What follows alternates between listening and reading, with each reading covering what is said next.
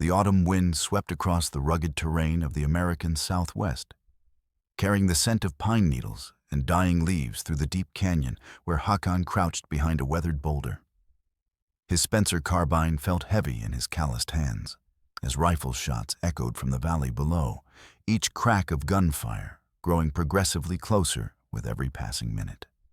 Dark crimson blood seeped through his buckskin leggings. From two fresh wounds, a bullet graze that had carved a burning furrow across his left thigh, and a deeper injury in his right calf, where a lead slug had torn through muscle with devastating precision. At 37 years of age, this Chiricahua Apache warrior had survived more deadly gunfights than most frontier men ever witnessed, had felt the whistle of lead bullets pass within inches of his face during countless violent encounters. But this particular ambush had caught him completely off guard while he was checking his beaver traps along Bitter Creek, where he had been making his modest living since abandoning his position as an Army scout 3 years earlier. 6 masked riders had emerged from the thick brush, like phantoms materializing from hell itself, their faces hidden behind dark bandanas that transformed them into harbingers of death. They had opened fire with methodical precision, spraying bullets without regard for anything caught in their murderous crossfire. Hakan had dropped behind a fallen log just as rifle bullets splintered the ancient wood around him, bark fragments stinging his copper skin like angry hornets. He had returned fire with his reliable Spencer, managing to wound at least one attacker before scrambling into the protective cover of thick underbrush. But not before taking lead in return, a trade that left him bleeding onto the forest floor, carpeted with fallen leaves, in brilliant shades that reminded him of better times when autumn meant preparation rather than flight from death. The old bullet scar in his left shoulder ached in sympathetic harmony with his fresh injuries, a permanent reminder of the dawn raid 3 years ago that had stolen everything meaningful from his existence. That terrible morning remained burned into his memory. Ezekiel Thorne's hired killers attacking his peaceful family camp, while he hunted in distant hills, murdering his beloved wife Ayanna and infant son Little Wolf while they slept, leaving their bodies cooling in trampled dirt when he returned to find his world transformed into a landscape of grief that still burned in his chest like glowing coals refusing to be extinguished. Now, as shadows lengthened across the forest floor and evening approached with its promise of concealing darkness, Hakan heard something that made his blood freeze, the sound of children running frantically through dry leaves, their rapid footsteps crushing autumn's carpet with desperate rhythm, their harsh breathing audible even above the whisper of wind through pine branches. "Lottie, please slow down," a younger voice pleaded breathlessly high and frightened. "Keep your voice down, Nora," came the response from someone slightly older but equally scared. "Those bad men might still be searching for us." 2 small figures burst from behind a dense cluster of towering pines, their movements quick and unsteady with exhaustion. Their once fine dresses, clearly expensive and well-tailored, were now torn and stained with mud and debris from desperate flight through unforgiving wilderness. Leaves and twigs had tangled in their hair like nature's cruel decorations. The older girl appeared approximately 12 years of age, with serious brown eyes that seemed far too mature for her young face and beautiful auburn hair that had been pulled back in neat braids before their ordeal began, but now hung loose around her shoulders. Her dress, obviously created by skilled seamstresses using quality fabric, bore unmistakable marks of harrowing experience, tears from thorns, dark stains from mud, and general destruction that comes from desperate survival. The younger child, who could not have been more than 9, clutched a large wicker basket against her chest with both arms wrapped protectively around it, her small hands trembling with cold exhaustion and lingering terror. Her blonde hair hung in tangled knots around her pale face, streaked with tears that had carved clean tracks through accumulated dirt, and her smaller dress was in even worse condition, with one entire sleeve nearly torn away. They stopped abruptly when their eyes fell upon Hakan's crouched figure, with the older girl instinctively stepping forward to place herself protectively between the wounded Apache and her younger sister, a gesture that spoke of responsibility and courage far beyond her tender years. Hakon's weathered hand moved instinctively toward the bone-handled knife at his belt. But something in the child's expression made him hesitate. Instead of the screaming flight he expected from white children confronted with a wounded Apache warrior, the older girl actually took a tentative step closer, her brown eyes studying his injuries with intensity that suggested intelligence and compassion working together. "Are you hurt badly?" Lottie asked with direct simplicity, her clear voice carrying across the small distance separating them. "I can see blood on your leg, and you're holding yourself like someone in considerable pain." The unexpected question struck Hakon with physical force. In his extensive experience with white settlers, children usually fled in absolute terror at the sight of an Apache, especially one armed and covered with blood. But this remarkable girl stood her ground with quiet courage, waiting patiently for his response. "The bleeding needs to be stopped immediately." She continued with startling authority for someone so young, pointing to his wounded leg with steady finger. "If you lose much more blood, you'll die right here, and we can't let that happen." Without waiting for response or permission, she began tearing determinedly at her dress sleeve, ripping away a long strip of white cotton with practiced efficiency that spoke of previous experience.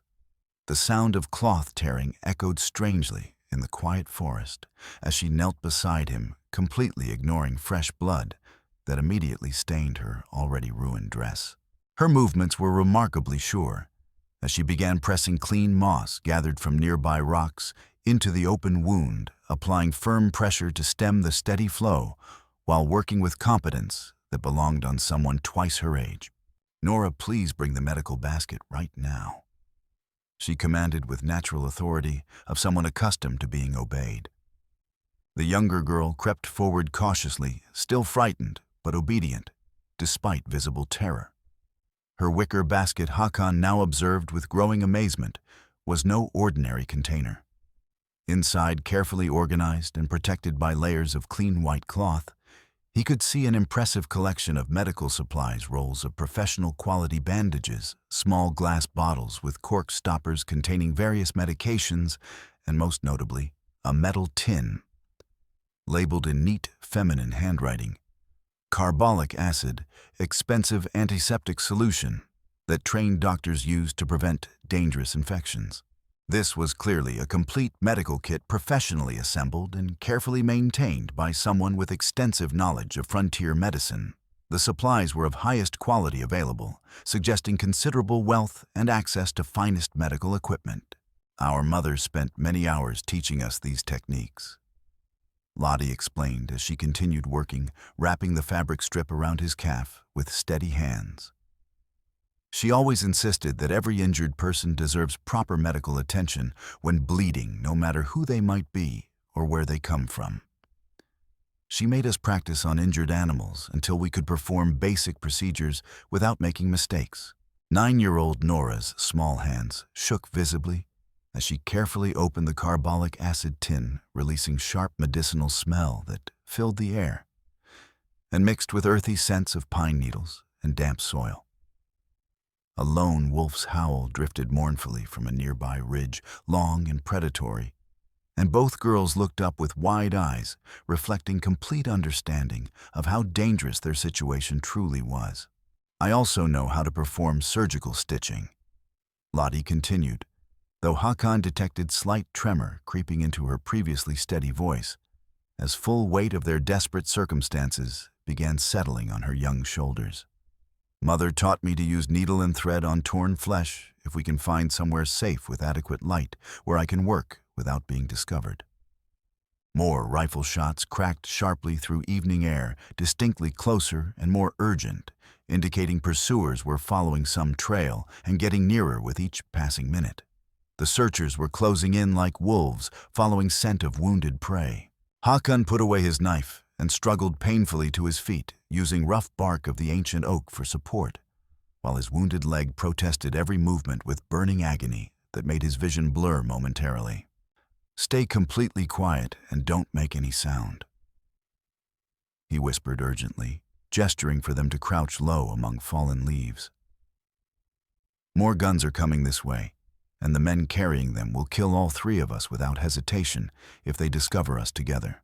The distinctive sound of approaching hoofbeats grew steadily louder, accompanied by familiar jingle of metal spurs and creaking protest of leather saddles. Hakan could hear a man's harsh voice calling through trees with growing excitement. "Keep tracking that blood trail, boys. The wounded Apache went this direction. He can't have gotten very far."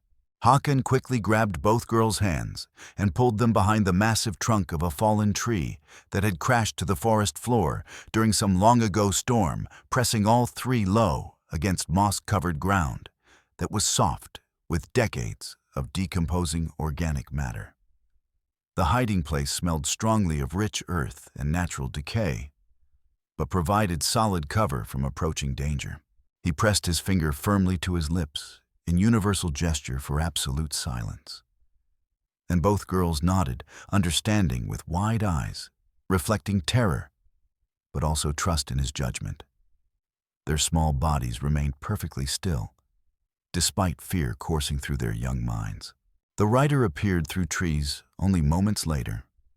A tall, lean man, wearing black hat with rifle, held ready across his saddle. Weathered face, bearing hard expression of someone who had made violence his profession. He was clearly experienced at tracking wounded prey, dismounting carefully to examine ground for signs of passage, while constantly scanning surrounding forest.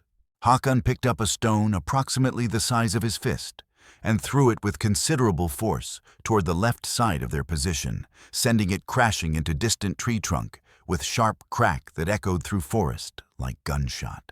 The rider immediately spun toward sound like striking snake-raising rifle to shoulder and firing twice into underbrush. Where he thought noise originated, bright muzzle flash, illuminating scarred face in stark relief against gathering darkness. When nothing moved in response and no further sounds came from that direction, he climbed carefully back onto his horse, muttering curses about difficulty of tracking wounded Apaches through thick forest, and rode determinedly toward false trail that Hakon's thrown stone had created. Only after hoofbeats had faded completely into distance did Hakan allow them to rise cautiously from concealed position. His wounded leg throbbed with each heartbeat, like drum being beaten inside his flesh, sending regular pulses of fire up his spine, and he could feel fresh, warm blood seeping steadily through Lottie's makeshift bandage despite her skilled ministrations. "We need access to clean running water," he said grimly, testing ability to bear weight on injured limb and finding it barely adequate for walking. "This wound must be washed thoroughly before infection sets in and makes everything much worse." Lottie nodded with serious understanding. "There's a creek flowing not very far from here through the trees.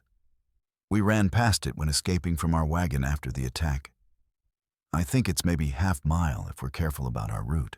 The mention of their wagon made Hakan look more carefully at their torn but obviously expensive dresses, their frightened but clearly well-educated faces, and professional medical kit with impressive array of quality supplies. These were definitely not children of poor homesteaders trying to scratch out living on marginal land. These girls came from wealth privilege, the kind of established family that could afford finest doctors and best of everything money could purchase. "Who exactly is your family?" he asked as they began making careful way through dense trees toward sound of running water, each step requiring careful negotiation between competing demands of speed and stealth. "Our father is Ezekiel Thorne," Lottie replied without hesitation or attempt at concealment. "He owns the Copper Gulch mining operation and big cattle ranch near Willow Gap. Perhaps you've heard his name mentioned." The name struck Hakan like physical blow delivered with force of war club, stopping him dead in tracks as if he had walked face first into invisible stone wall. Ezekiel Thorne, powerful man, who had systematically funded and organized anti-Apache posses that swept through territory like plague of locusts, destroying everything in their path. Wealthy rancher who had placed substantial bounties on Apache scalps regardless of age or gender, who had methodically organized and personally financed brutal raids that drove his people from ancestral lands with systematic ruthlessness.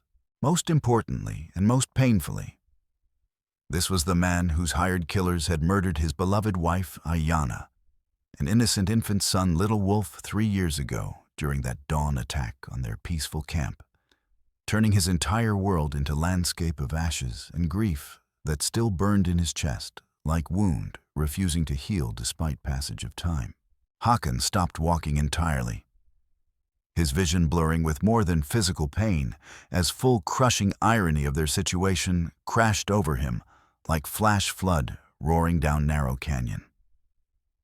These children, these innocent, compassionate girls who had risked their own safety to help wounded stranger, were beloved daughters of his greatest enemy, architect of his family's destruction, man he had sworn blood oath to kill if he ever got opportunity.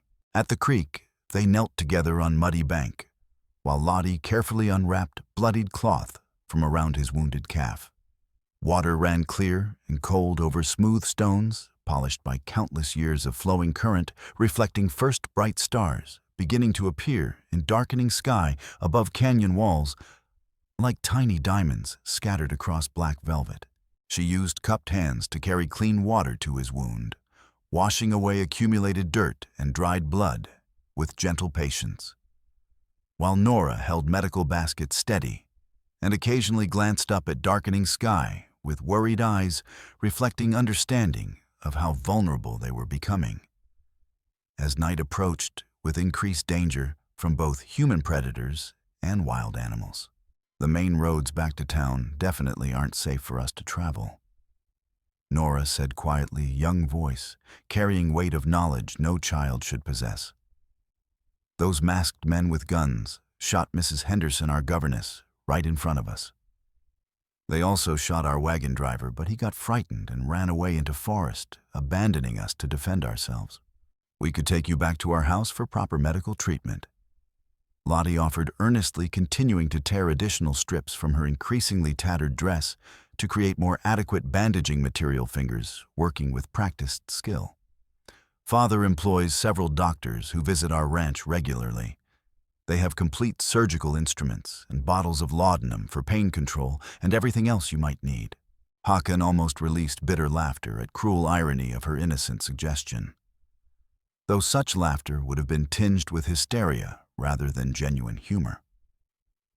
Your father's hired men are systematically hunting anyone who looks like me, he explained carefully, keeping voice controlled despite powerful emotions churning in his chest. They see all Apaches as enemies who must be eliminated. They don't bother distinguishing between warriors and peaceful hunters just trying to make honest living. But you helped us when you could have just hidden and saved yourself. Lottie protested, young face creased with confusion and beginnings of moral outrage.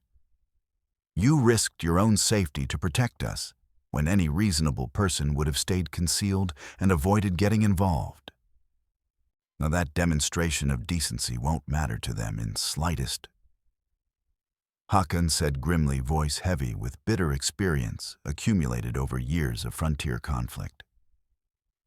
If Thorne's men find me in your company, they'll immediately claim I kidnapped you by force for unspeakable purposes. They'll hang me from nearest sturdy tree without bothering with inconvenient questions or time-consuming trials. He found himself facing impossible choice that cut him to very bone of his being. He could abandon girls here by creek and attempt his own escape, traveling by night and hiding during daylight until he reached safety of Apache territory. But if he chose that course, they would surely die from exposure to harsh elements from numerous wild animals prowling these mountains, or from masked riders still systematically searching area. Alternatively, he could help them reach safety of civilization, knowing with absolute certainty that every mile closer to town increased his danger exponentially, that every moment in their company brought him nearer to capture and violent death.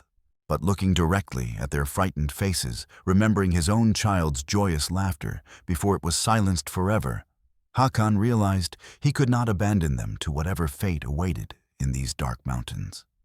He had failed completely to protect his precious son when raiders came at dawn.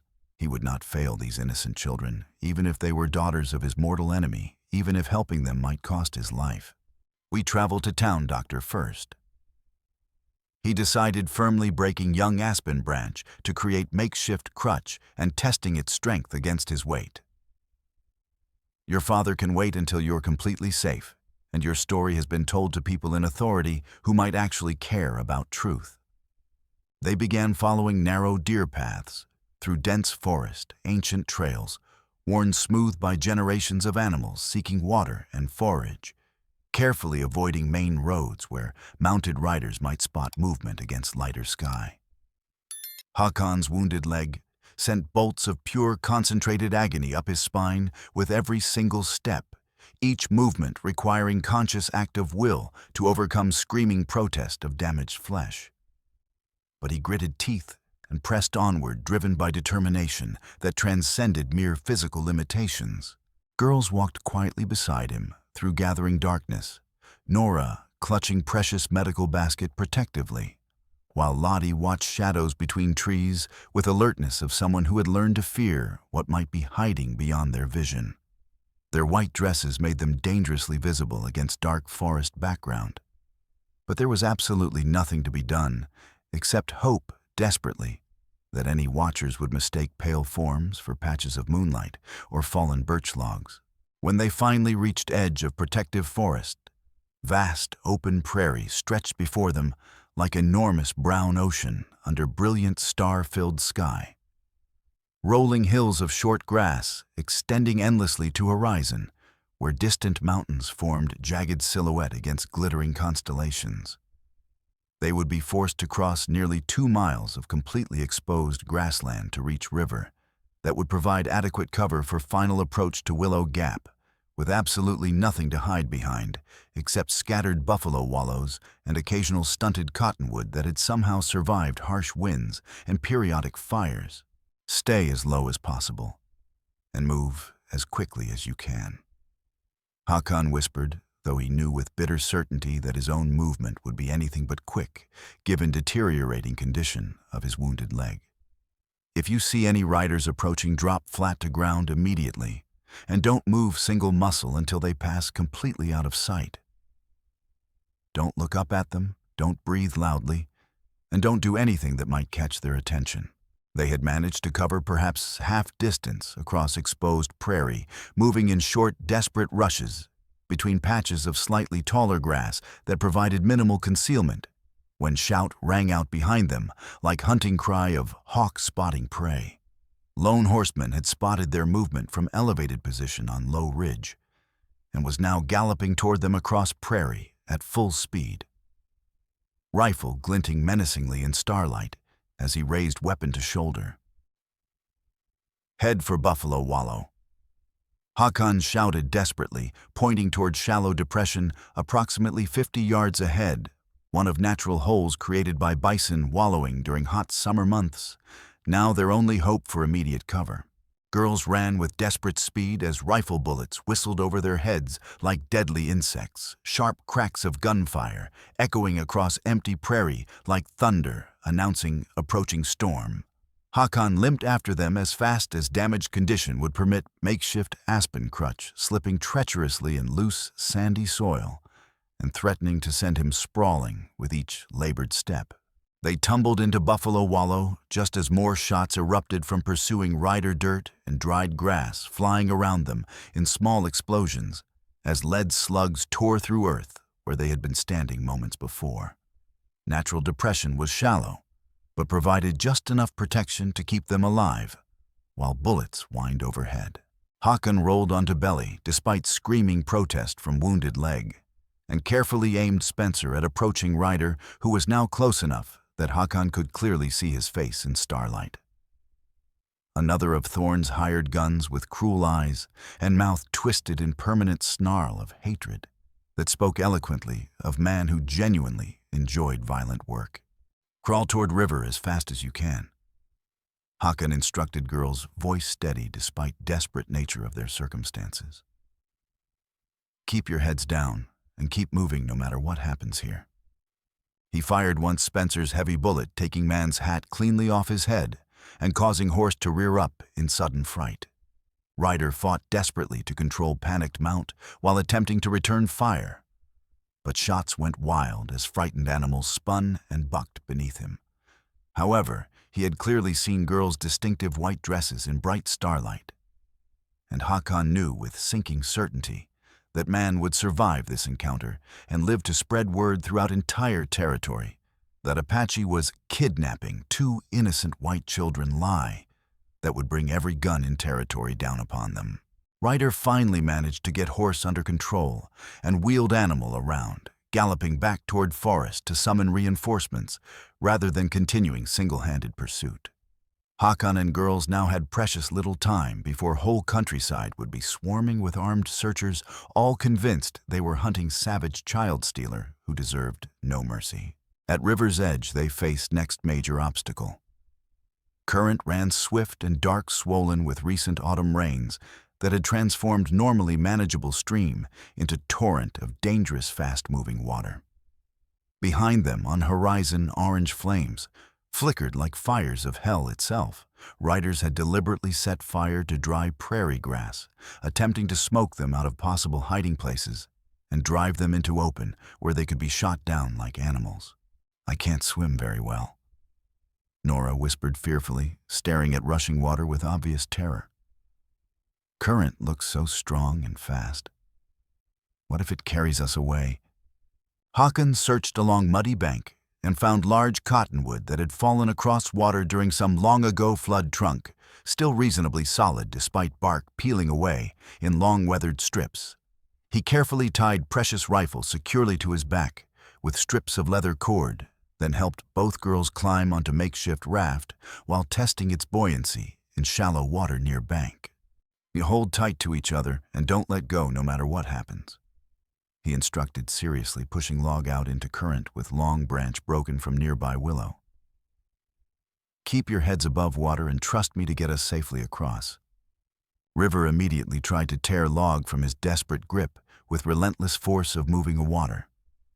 And shock of cold current reopened his calf wound almost immediately, sending streams of fresh, bright red blood into dark water where it dispersed like crimson smoke. Hakan slipped on treacherous, muddy bottom and went completely under weight of rifle and weakness from significant blood loss, pulling him down toward a rocky riverbed where current could pin him and drown him. For several terrifying moments that seemed to stretch into eternity, he genuinely thought he would die there in cold, black water lungs burning for air, while River tried to claim his life as payment for desperate attempt to save these children. But young Lottie reached down and grabbed his leather shirt with both small hands, using all her strength to help pull him back to surface, where he could gasp for precious air. "Don't look back at fire behind us." He managed to gasp as they finally reached far bank, Gal 3 completely soaked and shivering from cold water that had chilled their skin. "Just keep moving forward towards safety and don't think about what we're leaving behind."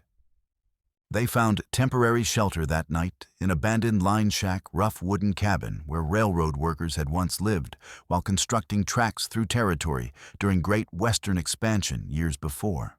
Small structure was weathered and partially collapsed from years of neglect, with gaps in walls that let cold wind whistle through.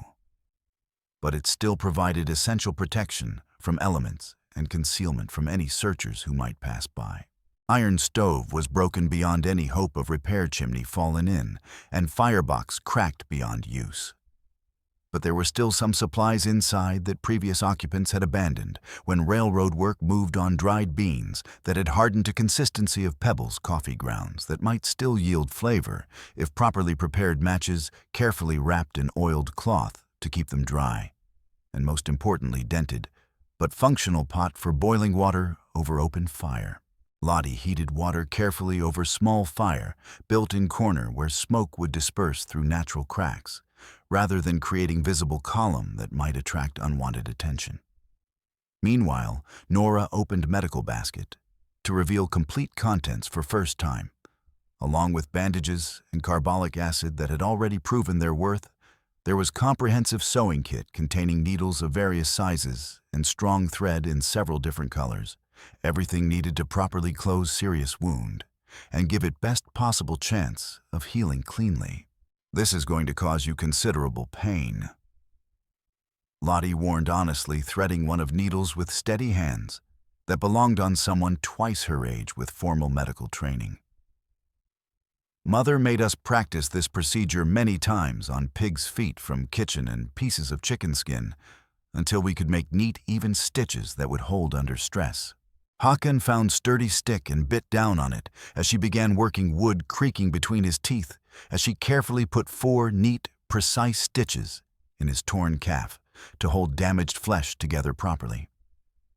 Pain was absolutely excruciating, sending shock through his entire nervous system that made vision blur and whole body shake involuntarily. But he had endured worse during years as both warrior and Army scout. And what struck him most powerfully was this young girl's remarkable competence in face of blood and suffering. And you have exceptionally steady hands for someone so young, he managed to say when she finished work, wiping sweat from forehead despite cool night air penetrating their inadequate shelter. Outside cabin, they heard ominous sound of horses approaching through darkness, hoofbeats muffled by soft earth, but still clearly audible to ears trained by years of frontier survival, where ability to detect approaching danger often meant difference between life and death. All 3 immediately froze like wild animals, sensing presence of predator, hardly daring to breathe as sounds grew progressively closer. Hakan quickly motioned for complete silence and led them to loose floorboard he had noticed during earlier inspection of abandoned cabin's interior. They carefully crawled into narrow, uncomfortable space beneath structure just as someone above tried door handle rusty metal, squeaking in protest as it was turned slowly by someone attempting to enter without making unnecessary noise. Space under cabin was cramped and filled with years of accumulated dust cobwebs that stuck to faces and clothing, and dried debris of countless small animals that had sheltered there during storms. Nora's sensitive nose began to twitch uncontrollably from irritation of breathing dusty air. And despite desperate efforts to suppress reaction, small sneeze escaped her control and echoed in confined space. Heavy footsteps above them stopped immediately, worn boots creaking ominously on old floorboards as their pursuer listened intently for any other sounds that might betray presence of hidden fugitives. Probably just field mice or maybe raccoon, gruff voice said, after long, tense moment that seemed to stretch forever while they held breath. Come on, boys, they're not hiding in this old wreck. We're wasting precious time that could be better spent searching other locations. Horses gradually moved on into night, but damage to Hakan's physical condition was becoming increasingly serious. Fever from infected wound was rising steadily, making him shake with violent chills that had nothing to do with cold air penetrating their inadequate shelter, and wounded leg was stiffening progressively to point where each movement became exercise in pure willpower over failing flesh.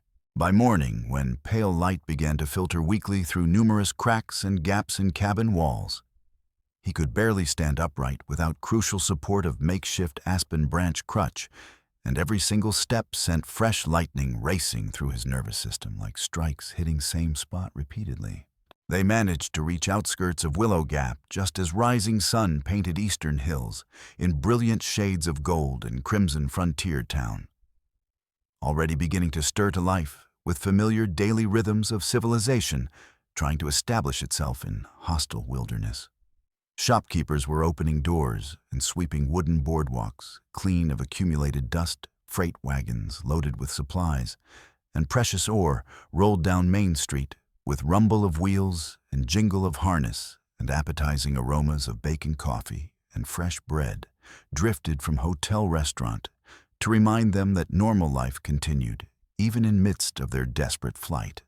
Hakan pulled threadbare blanket more tightly over head and shoulders, keeping worn hat pulled low to cast shadows over distinctive Apache features, but he knew with growing anxiety that copper-colored skin and angular bone structure would immediately give him away if anyone looked closely enough. Already he could observe wanted posters being systematically nailed to posts and building walls throughout town, crude drawings of generic Indian face, accompanied by inflammatory words like Apache kidnapper and reward $100 dead or alive that would turn every citizen into potential bounty hunter. Deputy Caleb Voss, heavily scarred veteran of too many frontier wars who had made violence. His chosen profession was personally supervising distribution of these inflammatory notices. Hakan recognized him immediately from detailed descriptions provided by other Apaches who had encountered the man, and lived to tell about it Thorne's chief enforcer and executioner man, who profited directly from violence and had absolutely no moral qualms about manufacturing evidence or coercing testimony to support his employer's increasingly ambitious land acquisition schemes. They managed to slip through back alleys and narrow side streets, staying carefully behind stables, workshops, and storage buildings, where morning shadows still provided some concealment from casual observation by early rising townspeople. But as they rounded corner near busy freight yard, moving as quickly as Hakan's deteriorating condition would possibly allow, they almost collided head-on with bread delivery wagon, loaded with fresh loaves destined for morning trade throughout town. Baker, middle-aged Mexican man named Mateo Ruiz, looked up from carefully arranging his baked goods with obvious surprise written across weathered features.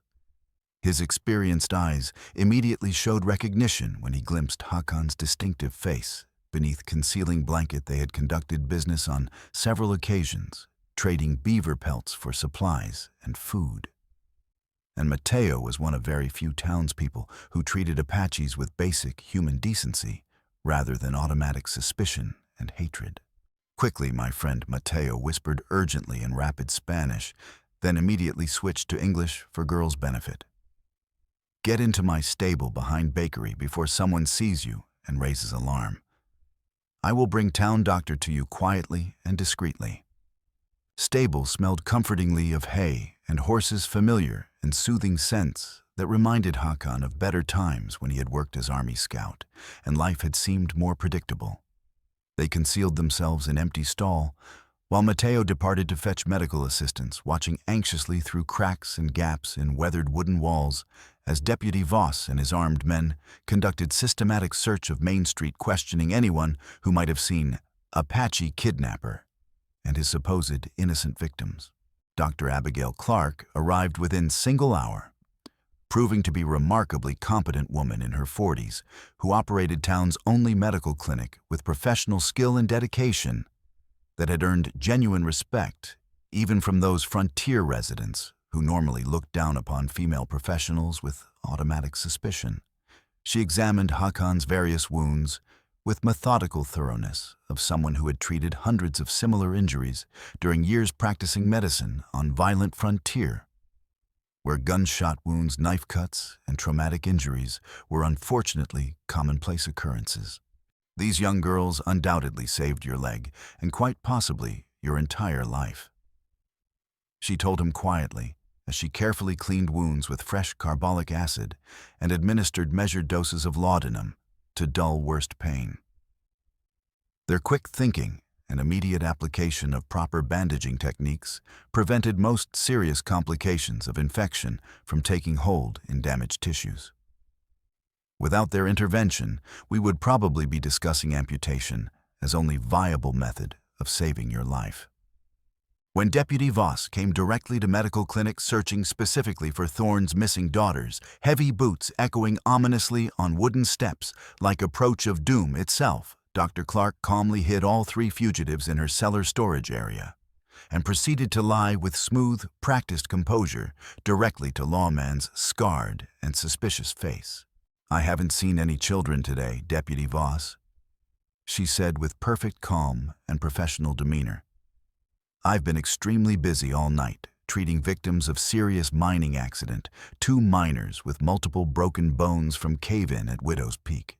Claim that required several hours of complex surgery." After Voss departed, clearly frustrated by complete lack of progress in locating his quarry, Dr. Clark took opportunity to examine Lottie's medical basket much more carefully and thoroughly than had been possible during their previous emergency situations. Running experienced fingers along wicker sides with systematic approach of someone accustomed to detailed examinations, she quickly discovered something quite unusual about container's construction. This basket has been modified with hidden compartment, she announced with growing excitement and curiosity. There's false bottom panel here that can be opened if you know where to press. She demonstrated by applying pressure to nearly invisible catch mechanism, and bottom panel of basket lifted smoothly to reveal secret storage space that had been skillfully concealed within basket's normal structure. Inside this hidden compartment, carefully folded and protected from damage, were several important-looking documents along with small collection of 44 and 40 cartridges, whose brass cases bore distinctive 5-pointed star stamp that caught lamplight like tiny golden beacons. Hakon's blood ran cold throughout entire body when his eyes focused on that unmistakable star marking. Symbol was absolutely identical to markings he had found pressed into brass shell casings scattered around his family's massacre site 3 years ago.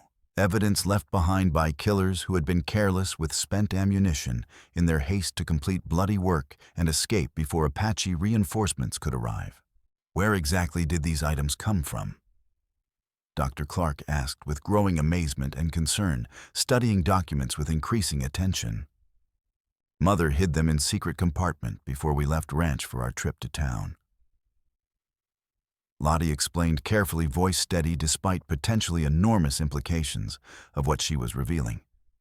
She told us papers were insurance, in case something terrible happened during journey, and she made us promise to show them to someone trustworthy if she couldn't protect us herself. Dr. Clark carefully unfolded documents, experienced eyes growing wider with each line she read. Papers proved to be pages torn from official Copper Gulch Mining Company ledgers showing detailed financial records of payments made to independent contractors for territorial security services rendered with specific dates and amounts that corresponded exactly with reported Apache raids throughout territorial region over a period of several years. She immediately dispatched young assistant Edwin Mathers to telegraph office with urgent message destined for federal marshals stationed in Santa Fe, explaining in coded language discovery of evidence that strongly suggested systematic fraud and criminal conspiracy in ongoing territorial Indian conflicts. However, one of Deputy Voss's surveillance operatives had been covertly watching medical clinic, and this spy proceeded to follow Edwin through back streets and alleys toward telegraph office, with obvious intent to intercept any communications that might threaten his employer's interests. Only Mateo's quick thinking and immediate intervention, delivered with precision of man who had spent decades shaping red-hot iron on blacksmith's anvil, prevented spy from successfully raising immediate alarm that would have brought armed men swarming down upon their hiding place like angry hornets defending their nest. Medical clinic was clearly no longer safe for any of them, and they would be forced to abandon their temporary sanctuary very soon before Deputy Voss realized that his surveillance operative had failed to report back as scheduled and began investigating man's mysterious disappearance. As they hurriedly prepared to evacuate their compromised position, young Nora decided to reorganize remaining medical supplies in her basket for easier and more efficient transport during their continuing flight. In process of this practical reorganization, she made another discovery in secret compartment that had been concealed beneath documents, carefully folded letter, written in their mother's distinctive handwriting, along with 2 additional pages from their father's company ledgers that contained even more potentially damaging evidence of systematic criminal activity. What does letter say? Hakon asked with growing dread, though he feared that hearing contents might provide answers to questions he wasn't sure he wanted resolved. Dr. Clark carefully unfolded delicate paper with trembling hands and read contents aloud in voice that was barely above whisper. My beloved daughters, if you are reading this letter, then something terrible has happened to me, and evidence I have been carefully gathering has become your responsibility. This documentation proves beyond any doubt that your father Ezekiel has been directly involved in organizing and financing territorial raids that have terrorized this region for years. Star-marked ammunition you will find with this letter. Systematic payments to masked riders who operate under false Apache identity, manufactured reports that blame Indian attacks for what are actually carefully planned land seizures. All of these criminal activities originate from your father's direct orders and personal financing. I pray to God Almighty that someone will find courage to forgive me for remaining silent about these horrific crimes for so long. But I have lived in constant fear for your safety if I dared to speak out against your father's increasingly dangerous activities. Evidence contained in this secret compartment represents 3 years of careful documentation and investigation conducted at great personal risk. Please use it wisely to ensure that justice is finally served and that no more innocent people suffer for your father's greed and ambition. Written with all my love and in certain knowledge that your father intends to silence me permanently to protect his criminal enterprises. Mary Thorne. Small room fell into absolutely stunned silence as full implications of Mary Thorne's desperate confession slowly sank into their consciousness, like heavy stones dropping into still water. Lottie's face had gone as pale as fresh snow as she began to truly understand and accept that her own father-man she had trusted, loved, and admired above all others, in-world was directly and personally responsible for orchestrating systematic campaign of terror that had plagued entire territory for years, bringing death and suffering to countless innocent families. Hawkins stared at damning evidence spread before him on Dr. Clark's examination table, weathered hands trembling with much more than fever as he absorbed complete scope of Ezekiel Thorne's documented crimes. Here was incontrovertible proof that Thorne had personally funded and organized specific raid that had destroyed his family, had paid for bullets that killed beloved wife and innocent infant son, had orchestrated massacre that had transformed his entire world into landscape of unending grief and consuming rage. Dates recorded in ledger entries matched perfectly with his painful memories of that terrible morning. And star-stamped ammunition was absolutely identical to shell casings he had painstakingly collected from killing ground, where his loved ones had breathed their last breaths.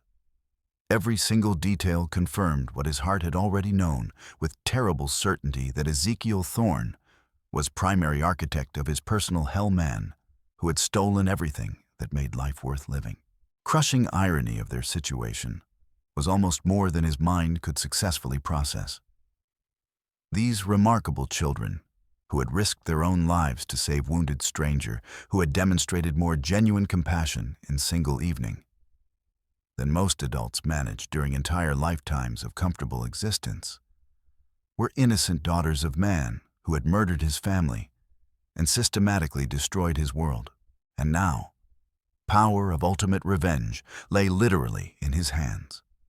Ability to use this evidence to expose their father's crimes and destroy their family just as completely and thoroughly as his own had been destroyed, to make them orphans, just as surely as his own son had been made corpse in cold dawn 3 years ago. I'm so very sorry. Lottie whispered brokenly, tears streaming down pale cheeks like silver rivers in lamplight. I'm so terribly sorry for everything that Father did to your family and to all other innocent people who suffered because of his greed and hatred. Hawkins studied this brave, compassionate girl who had risked everything to help wounded stranger, who had asked nothing in return for her kindness and medical expertise, who now faced complete destruction of everything she had believed about her father and her family's place in world. How could he possibly hate her for Father's unspeakable crimes? How could he justify punishing these innocent children for sins of man if they had never truly known, whose real nature had been carefully hidden from them behind elaborate facade of respectability and paternal affection? You are not your father, and you bear no responsibility for his actions, he said finally, voice rough with emotions he struggled desperately to control. But this evidence must reach federal marshal regardless of personal consequences. Truth must be revealed, and justice must be served, even if it completely destroys your family and leaves you orphans in a hostile world that shows little mercy to defenseless. Mother knew truth about what he was doing. Young Nora said quietly, innocent voice, carrying weight of understanding that was heartbreaking in someone so young. She knew Father was committing terrible crimes, and she spent years trying to find a way to stop him without getting all of us killed in process. Before they could develop any kind of coherent plan for safely transporting crucial evidence to federal authorities, loud shouts suddenly erupted from street outside medical clinic, followed immediately by unmistakable sounds of sustained gunfire echoing through town like outbreak of small war. Deputy Voss had carefully prepared and executed elaborate trap at Freight Yard, where Mateo's cousin had been scheduled to help them escape in wagon loaded with legitimate cargo that would provide adequate cover for their desperate flight from pursuit. Carefully planned ambush had been sprung with military precision, catching their allies completely off guard and unprepared for level of organized resistance they encountered. Mateo burst through clinic door only moments later, fresh blood seeping through work shirt where rifle bullet had torn painful groove along his shoulder. Normally calm face twisted with combination of physical pain and burning anger at betrayal that had led to their discovery. They completely surrounded wagon before we knew what was happening. He gasped, pressing calloused hand firmly against bleeding wound to slow flow of blood. Voss knew exactly where we would be and precisely when we would arrive there. Someone with detailed knowledge of our plans deliberately told him about our escape attempt. More gunshots rang out from direction of Freight Yard, sounds growing closer and more sustained as conflict escalated beyond anything that could be contained or concealed from general population. Through clinic's front window, they could clearly see armed men systematically surrounding building and cutting off all possible escape routes with methodical precision of experienced manhunters who had performed this type of operation many times before. Your father will reward me very handsomely for rescuing his precious daughters from this dangerous, savage kidnapper. Deputy Voss shouted from his position in street-harsh voice, carrying clearly through thin walls and making his intentions absolutely crystal clear to everyone inside building. Hakan was still seriously weakened by fever-significant blood loss and effects of laudanum that Dr. Clark had administered to control his pain, natural reactions slowed, and movements hampered by wounds that continued to scream protest with every motion. When Voss's heavily armed men kicked in clinic door with crash that shook entire building on its foundation, he managed to knock down one guard with desperate blow from makeshift crutch. But he immediately took vicious rifle butt to head that sent him sprawling unconscious on floor, fresh blood flowing from new gash opened on scalp. When consciousness finally returned to him like cold wave washing over battered brain girls, and all crucial evidence had vanished completely, leaving him alone with his failure and consuming rage and wreckage of Dr. Clark's once orderly examination room. Fighting through persistent waves of dizziness and nausea that threatened to send him back into unconsciousness, Hakan staggered painfully to Mateo's stable, where Kindbaker kept his delivery animals. Despite Mexicans' vigorous protests that he was in absolutely no condition to travel anywhere, much less attempt dangerous rescue mission, Hakan selected strongest and most reliable mule he could find and began following clear wagon tracks that led out of town toward distant Copper Gulch mining operation. Trail was relatively easy to follow across soft earth, but every single mile of journey was pure concentrated agony for his wounded and fevered body. His vision blurred dangerously at edges from blood loss and infection, and he was forced to stop frequently to rest and fight off waves of vertigo that made entire landscapes spin around him like child's toy being twisted by invisible hands. Sudden violent thunderstorm struck with little warning as he rode through mountain darkness, transforming well-marked trails into treacherous rivers of slippery mud that made every step potentially dangerous for both rider and animal. Lightning illuminated landscape in stark, terrifying flashes that revealed jagged rocks and steep drops bordering narrow path. And Hakan nearly fell from mule's back when frightened animals slipped on wet stone near cliff edge that dropped away into black, bottomless emptiness. Electrical storm also ignited rapidly spreading brush fire when multiple lightning strikes hit drought-parched vegetation on distant hillside, and flames spread with terrifying speed through dry grass and scattered brush forcing him to make long, painful detours around walls of smoke and heat that made breathing difficult and stung his eyes until tears streamed continuously down weathered cheeks. Near sprawling mining operation, as he finally approached cluster of industrial buildings that housed Thorne's extractive empire, Hakan encountered unexpected ally, waiting patiently in shelter of some large boulders that provided concealment from casual observation. Red Jack proved to be elderly freight driver, whose deeply weathered face and arthritic hands spoke eloquently of decades spent hauling cargo across unforgiving frontier, enduring harsh weather, dangerous trails, and constant threat of violence that was an inescapable part of life in territorial wilderness. "I've been waiting here for you to arrive," Red Jack said without any preamble or unnecessary social pleasantries, voice made gravelly by years of breathing trail dust and shouting commands over noise of creaking wagons. "I figured you'd come after those girls once you learned what happened to them back in town." Red Jack had once worked directly for Thorne's operation, hauling ore and supplies for mining complex. But he had quit his employment in complete disgust after younger brother was shot down and killed during one of ranchers' supposedly accidental raids, murdered while attempting to defend small homestead from masked riders who later claimed they were pursuing Apache horse thieves, but who were actually carrying out Thorne's systematic land acquisition program. But now Thorne's planning something especially big and destructive for tonight. Old Man explained with grim certainty weathered face, reflecting years of accumulated anger and resentment. "He's positioned barrels of blasting powder throughout lower mine tunnels, enough explosive force to bring down half mountain if it's detonated simultaneously. His plan is to trigger charges and then blame resulting destruction on Apache raiders, who were supposedly attempting to steal his mining payroll."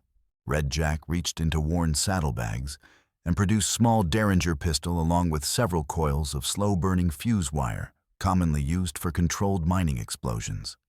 "I can't engage in direct fighting anymore. I'm too old, too broken up inside from years of hard labor, and my shooting hand shakes too much to be reliable in gunfight.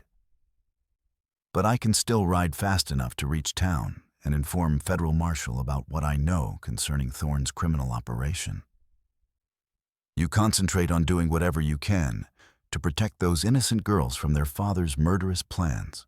Elderly freight driver mounted his horse with obvious difficulty, joints protesting decades of hard physical labor and frontier violence, then disappeared into stormy night toward Willow Gap, and whatever help he might be able to summon from legitimate law enforcement authorities, leaving Hakan completely alone to face whatever horrors awaited at mining compound. Copper Gulch operation sprawled across several acres of rugged mountain terrain, representing one of most profitable and technologically advanced extractive enterprises in entire territorial region. Complex arrangement of industrial buildings or processing equipment, worker housing, and mining infrastructure had been designed and constructed to maximize efficiency and profitability. With massive steam engines, sophisticated ore crushers, and intricate network of rails, cables, and mechanical systems that represented cutting edge of 19th century industrial technology. Main mill building dominated center of compound like mechanical cathedral, towering smokestacks and enormous processing machinery. Silent now in late evening hours, while smaller structures housed corporate offices, supply storage facilities, and living quarters for essential workers who remained on site to maintain security and perform basic maintenance tasks during non-operational periods. Lanterns flickered in windows of company office building, casting rectangles of yellow light across muddy compound yard that had been churned into thick soup by continuing rainfall. Hakan could observe guards patrolling perimeter of facility. Despite ongoing storm, their rifles held ready as they moved methodically between buildings with systematic thoroughness of men who understood that their security duties were essential to protecting valuable equipment and preventing sabotage by hostile forces. Every single movement sent renewed fire through Hakan's wounded leg, and persistent fever made his vision blurred dangerously at edges until he was forced to blink repeatedly to maintain focus on immediate surroundings. But he summoned reserves of determination he had forgotten he possessed and forced himself to crawl under wooden bridge structure that spanned drainage ditch, using framework's deep shadows to conceal his approach while he carefully studied layout of buildings and positioning of guard patrols. Peering up through gaps in wooden planking above his head, he could see directly into main office, where confrontation he had been dreading was already taking place. Ezekiel Thorne stood behind large, expensive desk that dominated room, and for first time in 3 years, Hakan could study actual face of man who had systematically destroyed his family and entire world. Thorne appeared exactly as he had been described by other Apache survivors, tall and powerfully built, despite advancing years, with carefully groomed graying hair and cold blue eyes that seemed to calculate monetary value of everything they observed. His expensive Eastern clothing and confident posture marked him unmistakably as someone who had spent decades accumulating power and wealth without any regard whatsoever for human cost of ruthless ambitions. This was clearly man, who viewed other people as nothing more than resources to be exploited for profit, or obstacles to be eliminated when they interfered with plans.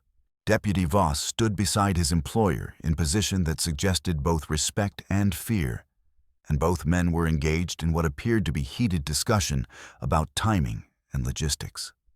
Then their conversation shifted, and Hakan could finally see both girls tied securely to heavy wooden chairs, cloth gags preventing them from speaking, but completely unable to hide absolute terror that filled their young eyes as they witnessed their father's true nature being revealed. Ledger pages containing evidence of systematic criminal activity, and Mary Thorne's desperate letter lay spread across desk between 2 men, like accusations written in their victim's blood, representing years of carefully documented crimes that could result in federal charges and lengthy prison sentences if papers ever reached proper authorities. "We need to accelerate the timeline," Voss was saying, his scarred face twisted with anxiety as he paced back and forth across expensive carpet. "That telegraph message Edwin sent has the federal marshal asking uncomfortable questions. We can't wait until dawn. It has to happen tonight. The explosion will solve all our problems permanently," Thorne replied, with chilling calm, his cold eyes never leaving his daughter's terrified faces. "The cave-in will bury the evidence so deep it'll never be found, and Apache raiders will take the blame for everything, including the tragic deaths of my beloved daughters and their savage kidnapper." Hakan felt ice form in his veins as he fully grasped the monstrous scope of Thorne's plan. The man was prepared to murder his own children to protect his criminal empire, to sacrifice the girls who had shown him nothing but love and trust throughout their short lives. Carefully, Hakan used his knife to cut through rope-holding wooden sluice gate that controlled flow of water from mountain stream, powering Mill's massive machinery. Sudden rush of diverted water flooded across lower compound yard, extinguishing several lanterns and creating concealing darkness he desperately needed to approach office building without being spotted by roving guards who continued their patrols despite worsening weather conditions. Despite screaming protest from his wounded leg and waves of dizziness that threatened his balance, he managed to climb slippery side staircase that led to office level, moving as quietly as humanly possible on wooden steps made treacherous by continuing rain. Single guards stood at top of stairs, but Hakan's knife handle delivered with precision born of desperate necessity. And years of combat experience took man down with one carefully placed blow to base of skull that rendered him unconscious without killing him. Inside office building, he could hear Thorne and Voss engaged in increasingly heated argument about specific timing of their explosive plan, while he worked frantically with his knife to cut thick ropes that bound girls to their chairs. Lottie's eyes were bright with unshed tears of relief when she saw him, but she managed to produce brave smile despite their continuing peril and horrifying revelation of her father's true criminal nature. "Can you still walk effectively with your various injuries?" she whispered as quietly as possible while he sliced through restraints that held her wrists. "Well enough to get us out of this place," Hakan replied through gritted teeth though he privately wondered whether his increasingly damaged leg would support him through whatever additional trials still lay ahead in their desperate flight. They managed to descend halfway downstairs before Deputy Voss returned from his consultation with Thorne, and immediately spotted their escape attempt in progress. Corrupt lawman's pistol cracked like whip bullet burning shallow but painful groove along Hakon's upper arm, and adding yet another wound to his growing collection of injuries. But damage was relatively minor and didn't significantly impair his ability to continue moving. Head for lower tunnel system immediately, Thorne shouted to his remaining men with obvious urgency, and at that moment Hakon finally understood complete terrifying scope of Rancher's final desperate gambit to eliminate all evidence of his crimes. Thorne had already ignited fuses connected to strategically positioned barrels of blasting powder throughout mine's extensive underground workings. Massive coordinated explosion he was planning would cause deliberate and catastrophic cave-in that would bury all incriminating evidence beneath thousands of tons of rock and earth, while simultaneously ensuring that deaths of his daughters and their Apache kidnapper would be blamed on savage raid that would provide perfect justification for expanded military campaigns against remaining Apache populations throughout territorial region. It was a plan of breathtaking ruthlessness and cold calculation that would eliminate all witnesses, destroy all physical evidence, and provide legal justification for even more aggressive military action that would open additional Apache lands to mining and ranching interests. Thorne was demonstrating that he was willing to murder his own children in cold blood to protect criminal enterprise and expand accumulated wealth and political power even further. They ran desperately along wooden walkways, made treacherously slippery by continuing rain, Hakon pushing his damaged body through blinding pain that threatened to send him tumbling into dangerous machinery below. His wounded leg could barely support his weight under normal circumstances, but desperation and overwhelming need to protect these innocent children somehow gave him access to reserves of strength he hadn't known he still possessed after years of grief and physical deterioration. Using his knife blade with desperate precision, he managed to drag one of main fuse lines into large puddle of rainwater that had collected on walkway extinguishing burning cord with sharp hiss of steam and acrid smell of wet gunpowder, while brave young Lottie used her shoe to stomp out another rapidly burning fuse that was racing toward cluster of powder-filled barrels positioned near main support columns. But despite their frantic efforts, they couldn't possibly reach all burning fuses in time remaining before explosions began. Smaller, but still significant blast suddenly rocked far end of mining complex, completely destroying large storage shed and sending burning debris flying through air like deadly meteors launched by invisible catapult. Powerful shock wave from this initial explosion knocked young Nora hard against wooden support post, driving wind completely from her lungs and leaving her gasping desperately for breath. Hakon immediately threw himself over younger girl to shield her small body from falling wreckage that crashed down around them, and jagged piece of burning timber tore through his shoulder like spear thrown by angry God, opening fresh wound that sent new streams of blood down his already damaged arm. But he bit back any sound of pain that might have escaped and pulled Lottie toward bell rope that controlled mine's mechanical ore lifting system. "Pull it as hard as you possibly can," he shouted over increasing roar of flames and ominous groaning of damaged timber that threatened to collapse at any moment. Bell's urgent clanging alarm brought mine workers running frantically from their quarters throughout sprawling compound, and their presence immediately creating confusion and disruption among Thorne's carefully positioned guards, while interfering with precise timing that his destructive plan required. Some of arriving workers immediately began fighting rapidly spreading fires that threatened to engulf additional buildings and equipment, while others demanded loud explanations for explosions that had shattered peaceful evening and put their lives in immediate danger. But Ezekiel Thorne was far from finished with his desperate final gambit to escape justice and eliminate all evidence of systematic crimes. He suddenly grabbed Lottie around throat with one powerful arm and pressed cold muzzle of his pistol directly against her temple, once handsome face now twisted with desperate fury of man whose carefully constructed world was crashing down around him in flames and ruin. Drop that evidence into floodwater immediately. He snarled at Hakan with barely controlled rage, gesturing toward ledger pages and his dead wife's letter that had somehow survived chaos and destruction. Or I'll put bullet through my own daughter's brain and blame her death on you and your savage Apache raiders. Hakan found himself holding only small Derringer pistol that Red Jack had provided, and his vision was swimming dangerously from combined effects of blood loss, persistent fever, and accumulating damage from multiple injuries that were rapidly sapping his remaining strength. But at that crucial moment, thunder of approaching hoofbeats suddenly echoed across compound as Federal Marshal Sam Carter and two armed deputies arrived at full gallop, their horses' hooves striking sparks from rocky ground. Federal lawmen had been summoned by urgent telegraph message that Edwin had managed to transmit before ambush in town. And Red Jack's personal testimony delivered during his desperate ride had convinced them that serious federal crimes were being committed at Copper Gulch mining operation, requiring immediate intervention by properly constituted legal authority. "This is Federal Marshal Carter." Lead officer shouted, drawing weapon as he dismounted from lathered horse.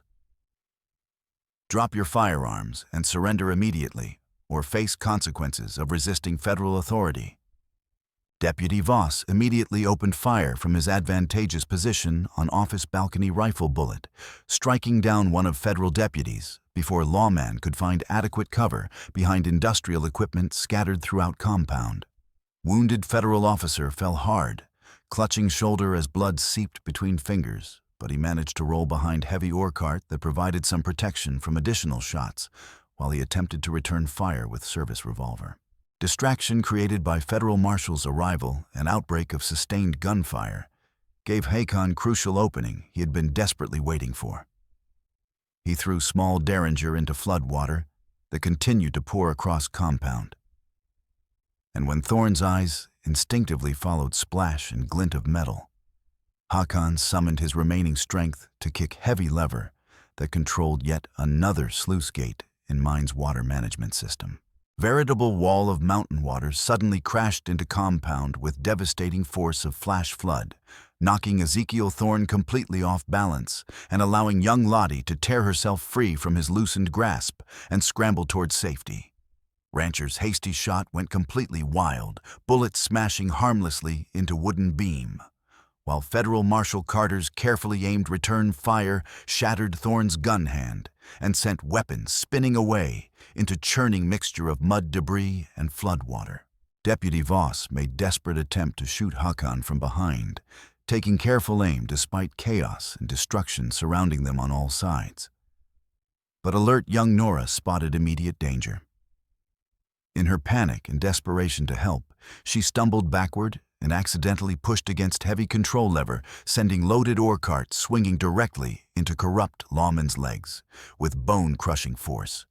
Impact knocked Voss from elevated position on balcony, and his shot went high as he fell, bullet burying itself harmlessly in wooden ceiling above their heads. Remaining fuses that had been burning throughout lower levels of mine finally succumbed to spreading flood and their deadly charges, neutralized by water that continued to pour through compound and extinguish fires that had threatened to consume entire operation. Burning support beam crashed down from fire-damaged roof with thunderous crash. But Hakan managed to pull both exhausted girls through knee-deep water to safety in muddy compound yard, where he finally collapsed completely from sheer physical and emotional exhaustion, combined with accumulated effects of numerous wounds and superhuman effort required to save their lives. Rain continued to fall steadily from dark sky, gradually washing away smoke and scattered debris that littered mining compound like aftermath of battlefield. Ezekiel Thorne sat in thick mud, clutching his shattered, bleeding hand while screaming curses and threats at federal captors. But Marshal Carter remained completely unmoved by Rancher's protests and attempts at intimidation. Ezekiel Thorne, Federal Marshal announced with formal authority, as he secured heavy iron shackles around prisoners' wrists. "You are under arrest on federal charges, including conspiracy to incite racial violence, attempted murder of federal officers, systematic fraud involving territorial land claims, and approximately a dozen other serious crimes that fall under federal jurisdiction." Red Jack arrived at compound shortly afterward, accompanied by Dr. Clark and wounded Mateo, who had insisted on making dangerous journey despite his own injuries because he was genuinely concerned about Hakan's rapidly deteriorating physical condition. Skilled doctor immediately began process of treating Hakan's various wounds, cleaning them properly with carbolic acid, and applying fresh professional bandages while delivering stern lecture about taking such enormous risks when his body was already weakened by infection and blood loss. "You saved those girls' lives tonight through sheer determination and willpower," she told him with professional admiration as she carefully removed jagged wooden splinter from his shoulder using surgical instruments. "Your refusal to give up, even when your body was failing from multiple injuries and fever kept you functioning when any reasonable person would have collapsed hours ago and been unable to continue." Federal Marshal Carter methodically recovered all water-damaged but still completely readable evidence from various locations around compound, carefully preserving Mary Thorne's desperate letter and incriminating ledger pages that documented years of systematic criminal activity conducted under cover of legitimate business operations. Several brave mine workers came forward voluntarily to provide additional testimony, confirming under oath that they had personally witnessed Thorne making payments to masked riders and supplying them with distinctive star-marked ammunition from his private weapons stores. Comprehensive pattern of manufactured raids, false accusations, and systematic land theft became increasingly clear as more evidence was assembled, and additional witnesses found courage to speak out publicly against their former employer's criminal activities. Thorne's illegal enterprise had been far more extensive and systematically organized than anyone had initially suspected, involving dozens of fraudulent land seizures and deliberate murders of countless innocent people over a period of several years. Storm clouds that had dominated sky throughout night were finally beginning to break apart and disperse, revealing patches of clear sky, where bright stars became visible between dissipating clouds, like diamonds scattered across black velvet. Mining compounds fires had been completely extinguished by combination of floodwater and organized efforts of workers and federal personnel, and immediate physical danger had passed, though human consequences of night's revelations would continue to unfold and affect lives for many months to come. Ezekiel Thorne was transported to Willow Gap under heavy federal guard, where he would be held in Territorial Jail's most secure cell, while awaiting formal trial by traveling federal circuit judge who possessed proper authority to handle such serious federal crimes. Deputy Voss occupied nearby cell in same building, demanding legal representation and claiming his rights as citizen, but discovering that very few lawyers in territory were willing to associate themselves professionally with his increasingly notorious and well-documented case. Federal Marshal Carter located Hakan several days later, while he was recovering in Dr. Clark's medical clinic, his various wounds properly treated and clean persistent fever finally broken after nearly a week of careful nursing and proper medical attention. "You'll be required to provide testimony at official trial," experienced lawman explained with professional courtesy. "But after you fulfill that legal obligation, you're completely free to go wherever you choose. No criminal charges of any kind will be filed against you for any of your actions during this entire affair." Hakan nodded understanding and acceptance, though he felt too physically and emotionally exhausted by prolonged ordeal to argue about legal procedures or attempt to negotiate guarantees concerning his future safety and freedom. Most important consideration was that justice would finally be served through proper legal channels, rather than through endless cycle of violence and revenge that had consumed so many lives throughout territorial region over past several years.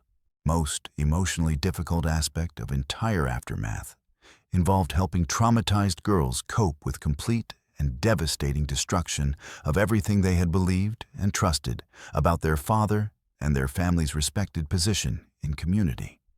Young Lottie cried for many hours when full extent of Thorne's documented crimes became undeniably clear, grieving not only for numerous victims of his systematic violence, but also for loving protective father. She had thought she knew and trusted above all others in world. Their Aunt Sarah made long journey from neighboring ranch to assume legal custody of her deceased sister's children. But Lottie absolutely refused to leave Willow Gap until complete legal proceedings were concluded, and her father's ultimate fate had been decided by proper judicial authority. Our comfortable home with father was built entirely on lies, violence, and suffering of innocent people. She declared with maturity and moral clarity that seemed far beyond her 12 years of age. Mother clearly knew about his criminal activities and terrible things he was doing, and that's exactly why she prepared and hid all that evidence for us to find. We can't simply pretend that none of these horrible revelations ever happened. It was at this emotionally crucial moment that Lottie chose to reveal final piece of evidence that would ultimately determine girls' future living arrangements and legal guardianship.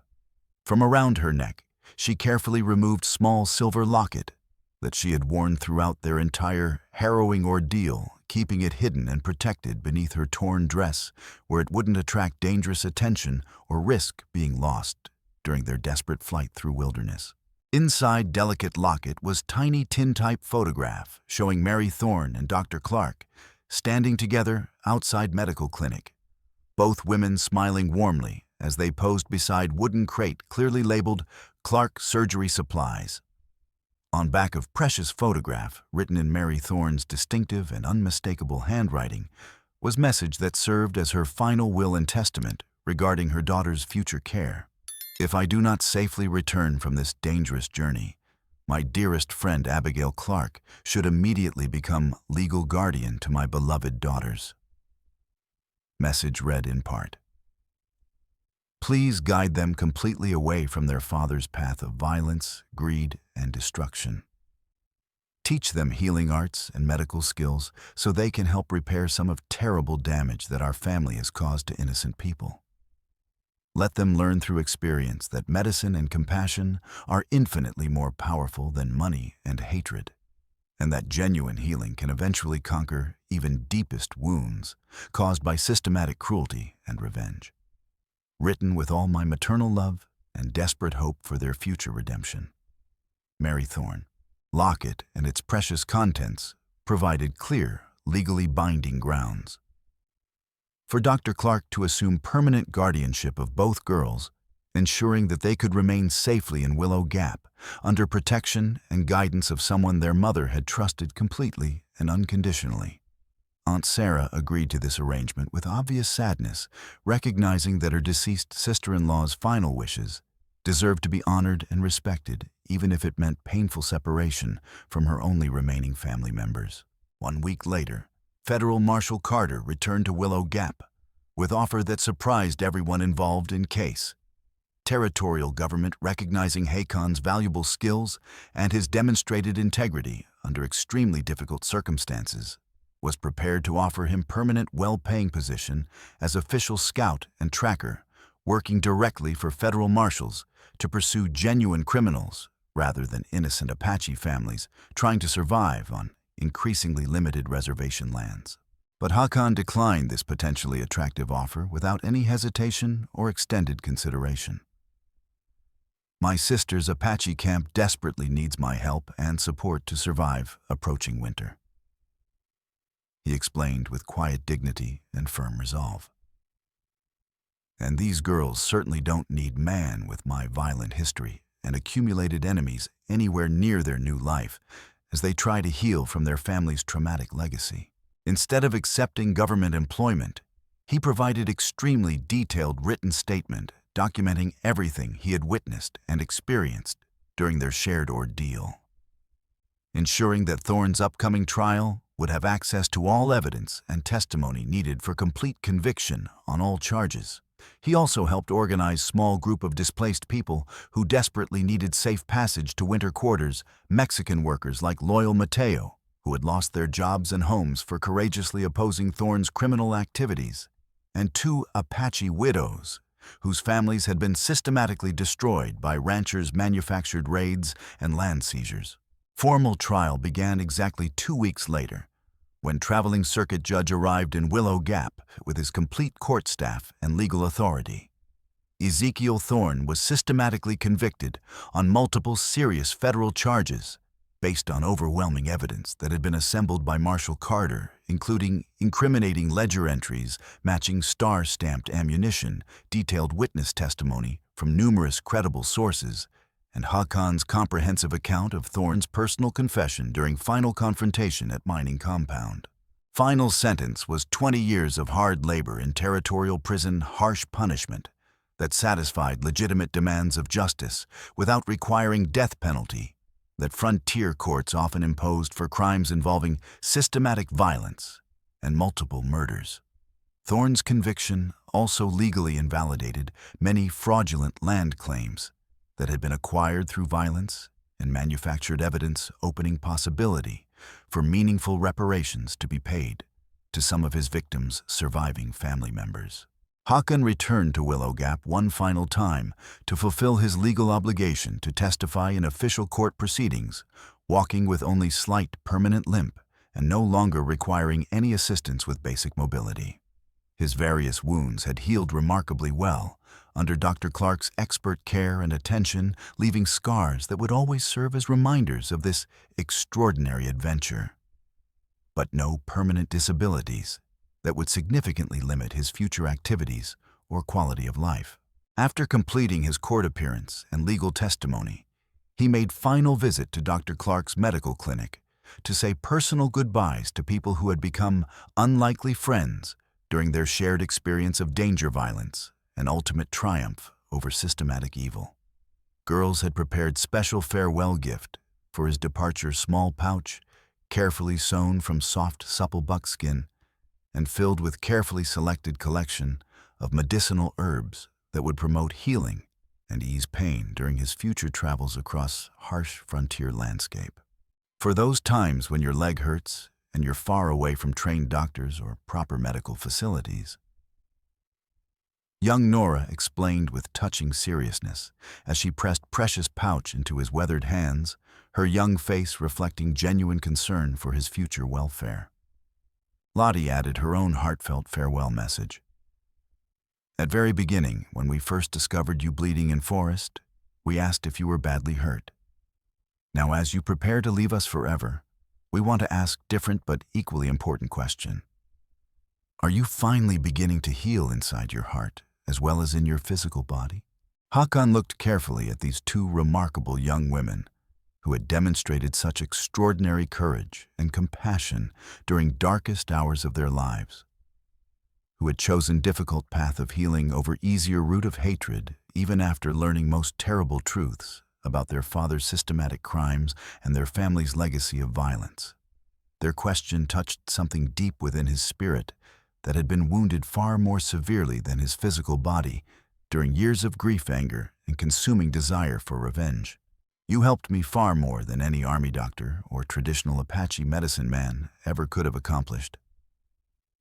He replied honestly, voice thick, with genuine emotion that he no longer felt need to conceal or control.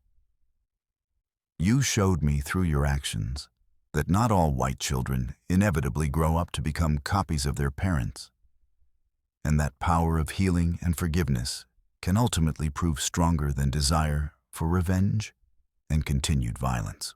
As winter began to approach high country, and first light snows started to dust higher elevations with pristine white forest, where they had first encountered each other during those desperate hours, grew quiet and peaceful once again. Leaves had long since completed their autumn transformation and fallen from trees, creating thick protective carpet of brown and gold organic matter that would insulate and nourish root systems during cold months ahead. Hakon made one final solitary visit to Large Rock, where he had collapsed that first evening, bleeding and possibly dying. before these two angel children had appeared to save his life with their medical knowledge and compassionate hearts. But now he sat there entirely by choice. Rather than from necessity, his various wounds healed sufficiently that he no longer required any artificial support for walking or basic mobility. Through bare branches of surrounding trees, he could clearly observe Lottie and Nora working industriously alongside Dr. Clark to collect and properly preserve medicinal plants for clinic's winter supply inventory. Learning essential skills and knowledge that their mother had desperately wanted them to master before her own untimely death. Girls had adapted to their new life circumstances with remarkable resilience and determination, throwing themselves wholeheartedly into their medical studies with enthusiasm and dedication that impressed even their demanding teacher and mentor. They practiced suturing techniques on animal parts obtained from local butcher, learned to identify dozens of healing plants by their appearance, smell, and therapeutic properties, and assisted with minor surgical procedures that taught them practical applications of their expanding theoretical knowledge. Magnificent red-tailed hawk circled high overhead in clear winter air, its piercing cry echoing through canyon as it searched for prey among rocky outcroppings and scattered vegetation. Wild sound reminded Hakon that genuine dangers would always exist in a world that men like Ezekiel Thorne would continue to threaten innocent people for personal gain, and that violence and greed would always lurk beneath surface of civilized society, waiting for opportunities to emerge and cause suffering. But carefully preserved evidence had ultimately brought justice through proper legal channels, rather than through endless destructive cycle of revenge that had consumed so much of his adult life and caused immeasurable suffering throughout territorial region. Complete truth had finally been revealed through legitimate investigation. Guilty parties had been appropriately punished through due process of law, and innocent people had been protected without requiring additional bloodshed or perpetuating hatred and mistrust that had poisoned relationships between different communities for so many tragic years. Hakon rose slowly from his resting place on familiar rock and began walking steadily toward western Prairie, where setting sun was painting vast grasslands in brilliant shades of gold, crimson, and deep orange that seemed to set entire horizon ablaze with natural beauty. Behind him, in frontier town that had once regarded him only as savage enemy to be feared and eliminated, two young healers were learning to mend rather than destroy, creating something beautiful, hopeful, and redemptive from ashes of their father's systematic cruelty and their own family's complete moral destruction. Red-tailed hawk flew west toward distant mountains, following invisible thermal currents that would carry it safely to traditional winter hunting grounds, where prey would be more abundant during harsh months ahead. Hakon followed magnificent bird's general direction across endless grassland, finally free to seek his own inner peace in world that had taken so much from him, but had also given back these two small miracle workers who had literally saved his life. By asking simplest and most profound question one human being could ask another in times of crisis: are you hurt? In his carefully crafted buckskin pouch, medicinal herbs rustled softly with each step he took, providing tangible reminder that genuine healing was indeed possible, even in aftermath of most terrible losses, and that human compassion could ultimately triumph over hatred and revenge, if people possessed courage to choose love over continued violence. Girls had taught him this fundamental truth through their selfless actions more powerfully than any words or philosophical arguments could ever have conveyed. As first bright stars began to appear in darkening sky above vast prairie, Hakon walked steadily westward toward his sister's Apache camp and winter refuge that awaited him there among his own people. His permanent limp was barely noticeable now, and his heart carried significantly less bitterness and consuming rage than it had during 3 long years of grief, anger, and obsessive thoughts of revenge.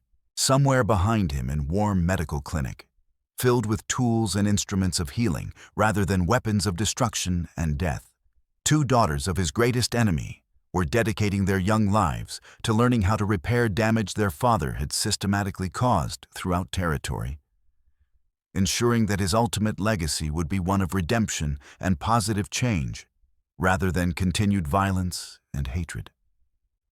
That precious knowledge would sustain Hakon's spirit and give meaning to his suffering through whatever trials and challenges still lay ahead in his personal journey toward complete forgiveness and lasting inner peace.